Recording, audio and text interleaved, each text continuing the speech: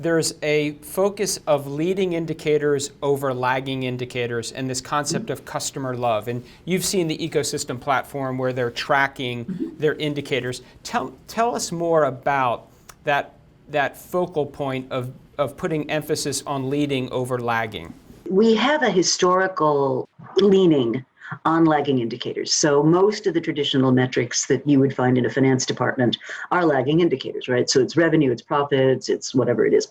Yeah, they're great data, but you can't do anything with them. Then you've got current indicators. So that might be something like your current net promoter score or customer engagement or employee engagement. Those are kind of what's going on right now.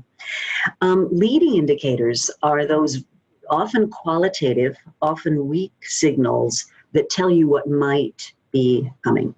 And that's the point where I stress, having assorted scenarios that you might want to prepare for becomes so valuable, because a leading indicator doesn't give you the answer. It gives you the possibility that something might be shifting or happening. So when I talk about fast fashion, just as an example, if I was in that line of business, which thank God I'm not, but if I were, I'd really want to be looking at sentiment among the young to how ecology is positioning itself.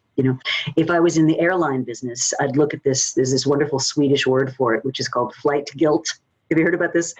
So with Greta Thunberg and the sort of concern for the environment, there's a whole movement of young people basically saying, you shouldn't just be flying in airplanes unless you absolutely have to.